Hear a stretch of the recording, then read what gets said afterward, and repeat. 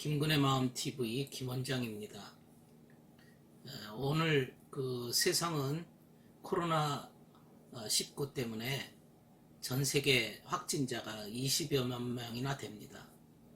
이로 인해서 각 나라마다 수많은 사람들이 사망자가 속출하고, 그로 인해서 온 지구상에 사는 모든 사람들이 불안과 공포에 휩싸여 있습니다. 그야말로 공포입니다. 이런 상태에서 각 나라마다 밖에 나가지 못하도록 출입을 제한하는 일까지 벌어지게 되었습니다. 그리고 우리나라만 해도 마스크가 동의할 정도로 사람들이 심각한 위기를 맞이했습니다. 이런 현실을 보면서 성경에는 이런 증상을 무엇으로 비유하고 있을까를 생각해 보게 되었습니다. 성경에서 찾아보면 성경에 이런 증상은 열병으로 표현하고 있습니다. 열병이라고 하는 것은 고열이 생긴 상태입니다. 과거에는 이 말라리아나 장티푸스, 발진티푸스, 학질 이런 것들이 열병이었습니다. 열병 때문에 사람들이 이제 발열로 고생을 하고, 또 열병 때문에 폐렴을 앓기 시작합니다. 폐렴을 앓으면 아주 빠른 속도로 위험에 처하기도 하게 되는 것이지요. 그 열병으로 죽은 경우도 우리나라에서는 과거에 상당히 많았습니다.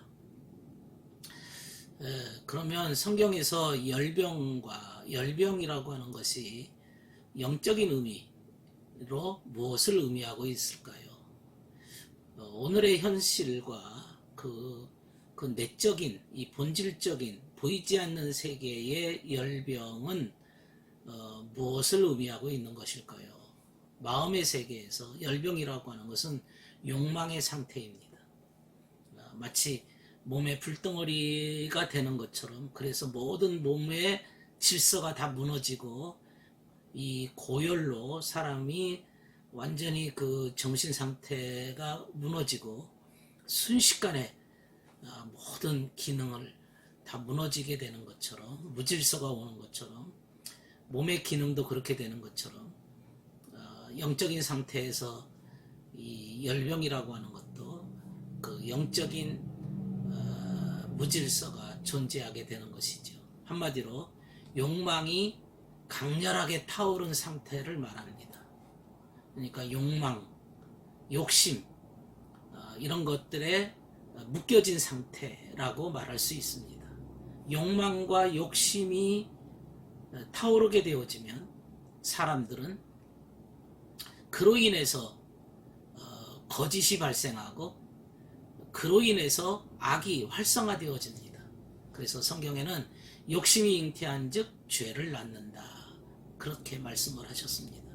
무질서가 동반합니다. 욕망이 타오르고 욕심이 타오르게 되어지면 개인적으로도 그의 그 심리도 무너지게 되어지고, 가정적으로도 무너지고, 그로 인해서 주변의 사람들에게 다 그 무질서를 오염을 시켜버립니다. 자기만 그렇게 무너지는 게 아니라 그 사람이 속해 있는 모든 것이 무질서로 전염이 되는 것이죠. 욕심이 잉태한 즉 죄를 낳는다, 죄악을 생산해낸다. 그 욕심이라고 하는 것은 결국에는 모든 마음속의 진리와 선을 다 이렇게 파괴시켜버리고 맙니다. 결국 욕심이라고 하는 것은, 욕망이라고 하는 것은 죽음의 뜨거운 열기라고 말할 수 있습니다. 서서히 욕심이 타오르는 만큼 그의 생명은 이렇게 죽음으로 향해 가고 있다고 말할 수가 있습니다. 성경에 보면 레위기 26장 16절에 놀라운 재앙이 내려서 폐병과 열병으로 눈이 어둡고 생명이 쇠약하게 된다. 이런 구절이 있습니다. 놀라운 재앙을 내린다. 이 말은 너희들이 공포에 휩싸일 것이다. 이런 얘기죠. 폐병과 이 폐병이라고 하는 것은 진리가 무너진 상태를 의미합니다. 열병이라고 하는 것은 선이 무너지는 상태를 의미합니다. 그래서 진리와 선이 무너져서 눈이 어둡고 생명이 쇠약하게 된다. 눈이 어둡다는 것은 진리를 보는 눈이지요. 마음의 눈입니다. 마음의 등불이라고 그랬는데 깨달음도 없어지고 모든 기능이 영적인 눈이 다 쇠약하게 된다. 그렇게 말씀하고 있습니다. 이 폐병과 열병 그것이 다 무너지게 된다는 거죠. 그래서 성경에 이 열병이라고 하는 것을 종합적으로 말하고 있지만은 육체적으로 말하면 그 여러 가지 이제 폐렴 증세나 고열 증상을 수반하는 것을 말하지만 영적인 면에서는 그것이 악한 욕망이 무섭게 타오르는 것을 의미한다고 말할 수가 있습니다. 그 대표적인 것이 돼지떼입니다. 탕자가 욕심으로 먼 나라에 가서 돈을 벌려고 하다가 결국에는 욕심에 사로잡힌 상태가 되죠. 그 구절이 돼지떼를 치게 되는 겁니다. 돼지떼를 친다는 것은 악한 욕망을 키우고 있다. 그런 뜻입니다. 악한 욕망을 상징합니다. 돼지떼는 욕심을 상징하거든요. 그래서 주님께서 귀신을 쫓아낼 때에도 이 귀신들이 이 돼지떼 속에 들어가게 해달라고 한 것을 보면 악한 욕망이라고 하는 것 속에 이 악한 영들이 그 속에 자리를 잡고 그 속에 들어가게 된다는 얘기죠. 돼지떼, 그것은 열병에 걸린 상태라고 말할 수 있습니다. 우리가 성경에 보면 베드로의 장모가 열병에 걸린 적이 있습니다. 베드로의 장모가 열병에 걸렸습니다. 그래서 열병으로 누워 있었습니다. 이것을 영적인 의미로 풀이한다면 이 베드로라고 하는 한 개인, 예수님의 제자의 개인보다 베드로는 믿음의 대표자거든요. 반석이라고 하는 믿음의 대표자인데 그 장모가 이제 주님을 사랑해야 될 이분이 그야말로 열병에 누웠다. 이것은 세속적인 욕망에 빠져서 주님 사랑이 그만 식어지고 병든 상태가 되었다. 이렇게 영적으로 말할 수가 있겠습니다.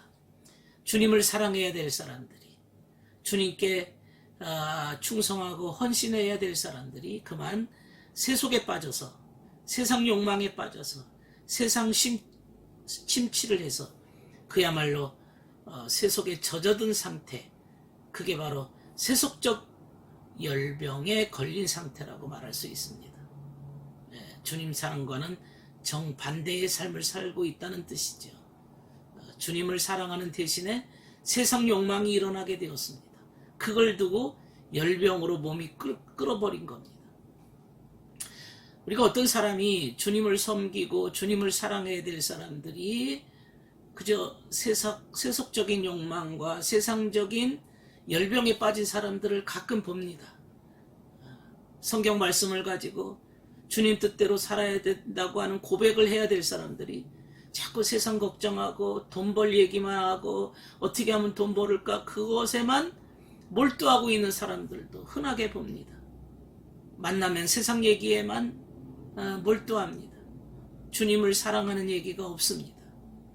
오늘 우리 한국교회도 이런 형편으로 들어가고 있지 않은지를 스스로 점검할 때가 되었습니다. 교회가 진정 주님을 사랑해야 되는데, 첫사랑을 회복해야 되는데 자꾸만 세속적인 욕망에 사로잡혀서 부와 축복과 큰 거대한 외적인 모습만 자랑했던 것이 아닌지, 그것으로 인해서 오늘날 이런 열병에 이러한 문제가 발생한 것이 아닌지, 우리는 한국교회뿐 아니라 전 세계 교회가 이제는 순수한 마음으로 주님을 사랑해야 될 때가 왔다는 사실을 일러주는 것이 아닌지, 우리를 징계하는 것은 아닌지를 우리는 돌이켜 봐야 될 때가 되었다고 봅니다. 이 베드로의 장모가 열병에 누워 있었습니다. 그때 주님이 이 베드로 장모의 손을 잡으셨습니다. 그리고 그녀가 순식간에 열이 내리고 질서가 회복한 거죠. 몸의 질서가 회복한 거죠. 영적인 질서가 회복되자 주님 사랑이 회복되면서, 이 주님께서 손을 잡으셨다는 것은 주님의 사랑이 회복됐다는 것을 의미하는 거죠. 그리고 그의 주님의 사랑이 회복되자 열이 순식간에 내렸습니다. 주님 사랑이 회복되었습니다. 그래서 이 손이라고 하는 것은 힘을 의미합니다. 힘을 상징합니다. 손을 쥐는 힘이 있거든요.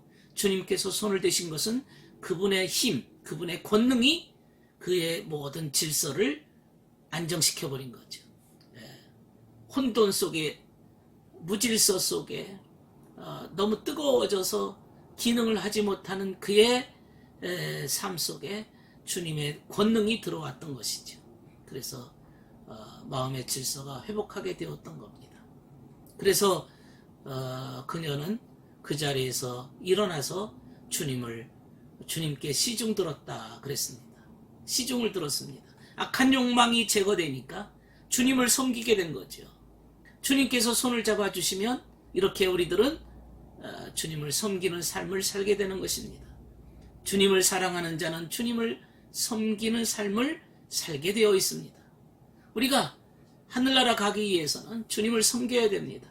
세상 욕망에 얽매여서는 절대로 주님을 섬길 수도 없고 남을 위해서 봉사할 수도 없습니다. 자기 욕심에만 사로잡히고 자기 욕망의 불덩어리가 열병에 걸린 상태가 되어서 자기 욕심에만 인생을 살다가, 열병에 걸려 살다가 무질서 속에 진리를 다 파괴한 상태로 인생을 허비하게 되는 겁니다. 욕망의 바이러스가 들어와서 모든 질서를 깨트리기 때문에 그에게는 절대로 믿음이 역사할 수가 없습니다. 믿음의 역사가 없으면 사람이 들뜨게 되고 성급하게 되어지고 세속에 빠지게 되고 결국에는 열병에 걸리고 마는 것입니다. 그렇다면 우리들은 이 열병을 극복하는 방법이 무엇이겠습니까? 방법은 딱 한 가지입니다. 그것은 십자가 지는 겁니다. 십자가는 어떤 능력이 있는가 하면 자기를 부정하는 겁니다. 자기를 부정한다는 것은 세속에 붙은 욕망을 십자가에 다 매달아 버리는 겁니다. 십자가에 못 박아 버리는 겁니다. 이것이 우리가 해야 될 노동입니다. 나의 욕망을 십자가에 다 못을 박는 것만이 우리가 해야 될 노동이고 우리가 해야 될 일상적인 의무입니다. 오늘 아침에 눈을 뜨고 나면 나의 욕망을 다 십자가에 묶어버려야 된다. 욕망과 싸워야 된다. 악한 욕망뿐 아니라 악한 습관도 다 십자가에 묻어버려야 됩니다. 그렇게 하면서 십자가를 의지하면서 내 욕망과 싸워야 됩니다. 이러면서 내 마음의 질서가 잡혀지게 되어지고 악한 욕망의 불덩어리에서 서서히 온도가 내려가고 삶의 질서가 정비가 되는 것이죠.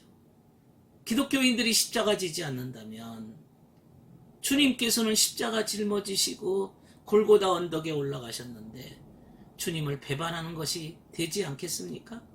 그래서 그 유명한 말 코바디스 도미네, 주여 어디로 가십니까? 그랬더니 나는 네가 버린 십자가를 내가 대신 지러 로마로 들어간다. 이런 유명한 구절이 있지 않습니까?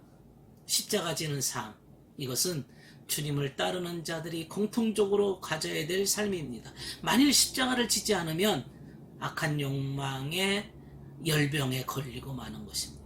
이기적인 욕망에 사로잡혀서 결국에는 열병에 이렇게 빠져버린 인생이 돼버리고 마는 겁니다. 오늘 전 세계가 이렇게 열병으로 고통당하고 있는데 이 열병에 대한 영적 의미를 찾아보았습니다.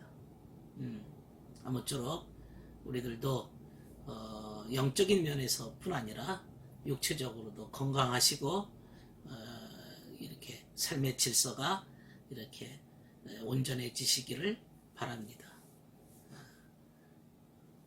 감사합니다.